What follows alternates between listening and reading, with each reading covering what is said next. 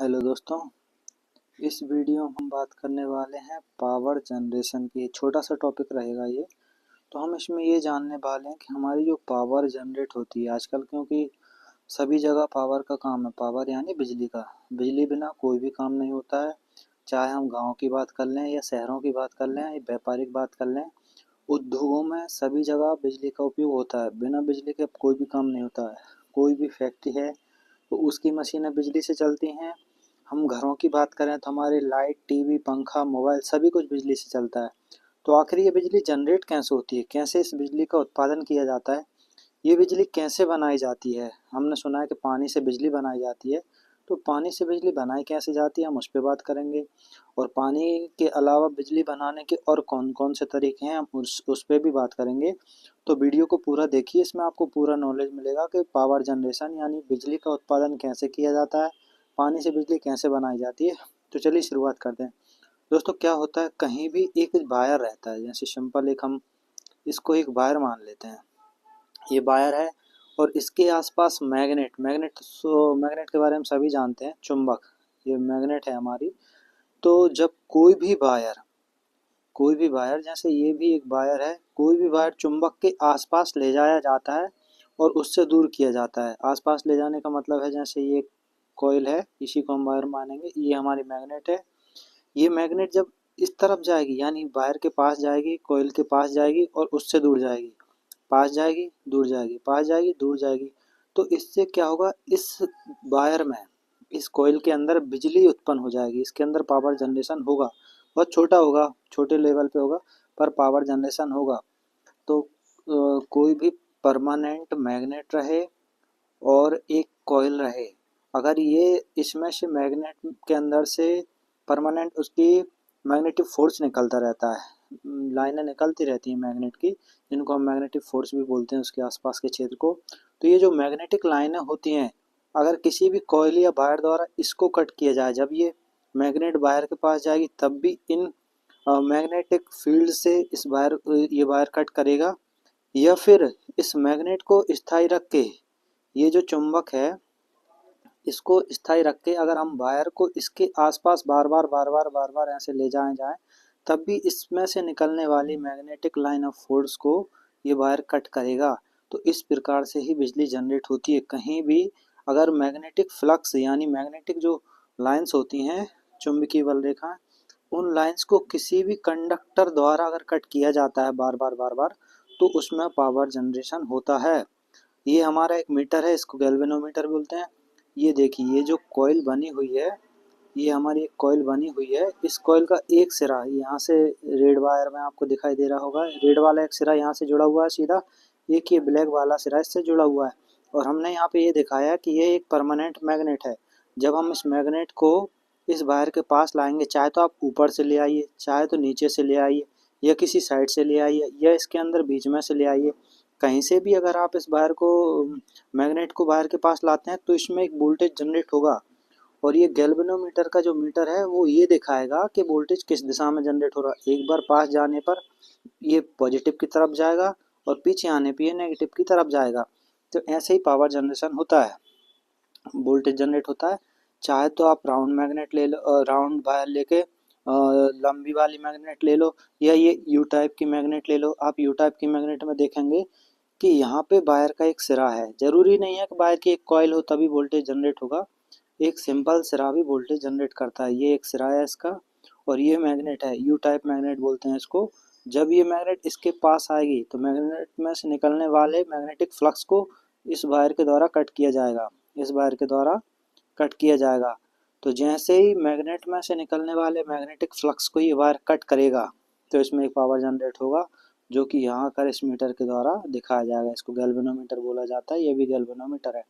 तो ये सिंपल सा एक फंडा है कि जब भी कोई चुंबकीय फ्लक्स को वायर के द्वारा कट किया जाए, या यानी कि मैग्नेट को घुमाकर वायर के पास ले जाया जाए, या फिर वायर को उठाकर मैग्नेट के पास ले जाया जाए, या तो मैग्नेट को हम हिलाएं या फिर वायर को रोटेट करें, दोनों ही कंडीशन में वायर में वोल्टेज जनरेट होगा। ये बहुत छोटे लेवल पे होता है। बड़े लेवल पे किस तरह से वोल्टेज जनरेट होता है, आइए वो जानते हैं। जैसे देखिए, हमने इसमें क्या किया, हमारे पास दो पिक हैं, एक ये वाला, एक ये वाला, हमने दोनों में अलग अलग कंडीशन समझी।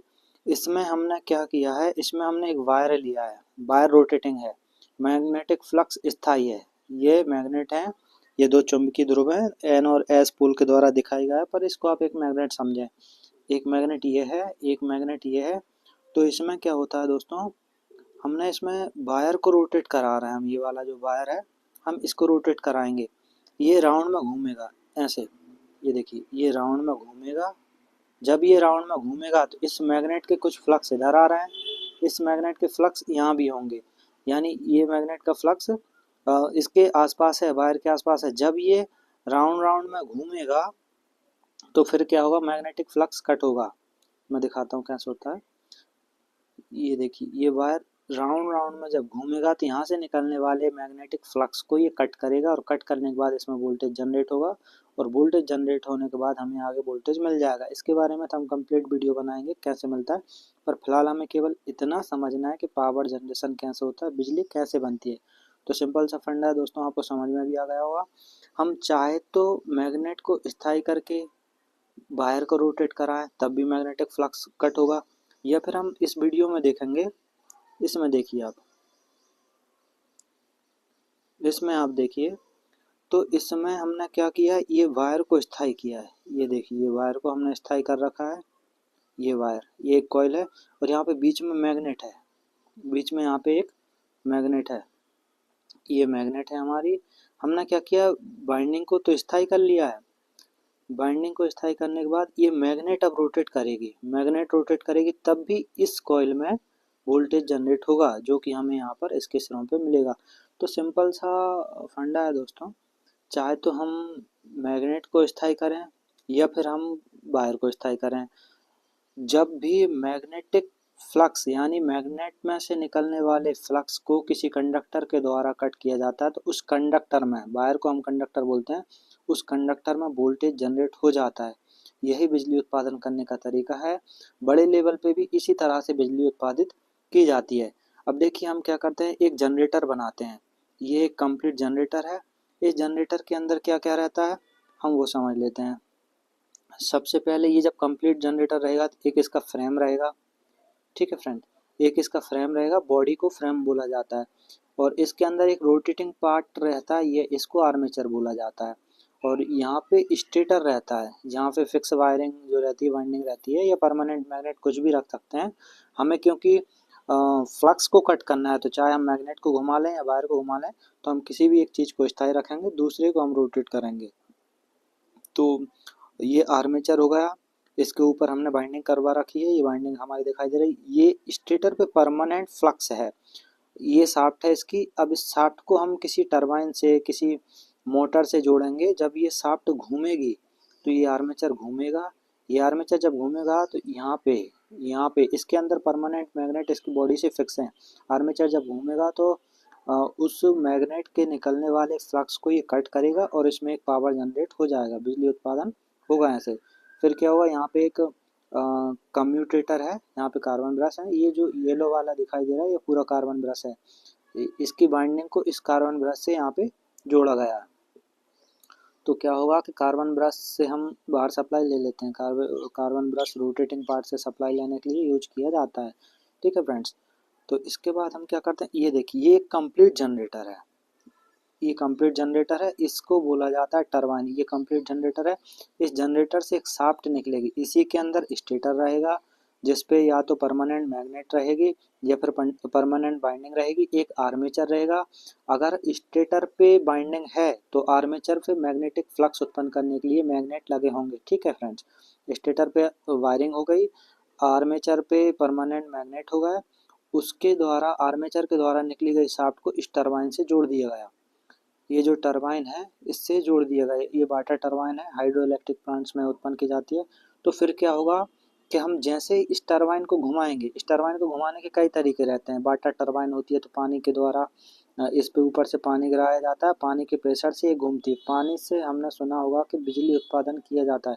तो पानी से बिजली उत्पादन करने का तरीका यही है कि आप एक टरबाइन लगाओ, इस टरबाइन से ऊपर से पानी गिराओ, ऊपर से जब पानी गिरेगा तो ये टरबाइन घूमेगी तो अंदर इसके आर्मेचर से जुड़े हुए मैग्नेटिक फ्लक्स को घुमाएगी।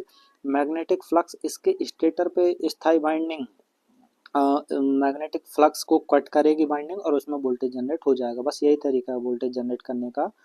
तो ये एक टरबाइन हो गई, हमने इसको कंप्लीट समझ लिया है। अब हम यहाँ पे समझते हैं कि पानी द्वारा बिजली कैसे बन रही है। देखिए सबसे पहले तो हमने एक बांध बना लिया, ये एक बांध बना लिया। बांध में यहाँ पे हमने एक गेट दे दिया पानी आगे जाने के लिए। ठीक है दोस्तों, ये हमारा कंप्लीट जनरेटर है। इसको आप इसी को समझिए, ये वाला भाग हमारा ये रहा, ये जो टरबाइन है ये टरबाइन है, और ये अंदर शाफ्ट से जुड़ी हुई है। ठीक है दोस्तों, तो क्या होगा, जैसे ही यहाँ से पानी आएगा ये टरबाइन घूमेगी, ये वाली टरबाइन, ये इसके अंदर आर्मेचर को घुमाएगी। आर्मेचर घूमेगा तो वाइंडिंग द्वारा फ्लक्स कट होगा, वोल्टेज जनरेट होगा, फिर यहाँ से वोल्टेज आगे निकल जाता है। तो दोस्तों इस टॉपिक में हमारा केवल इतना ही बताना था हमें कि पावर जनरेशन कैसे होता है, बिजली कैसे उत्पादन की जाती।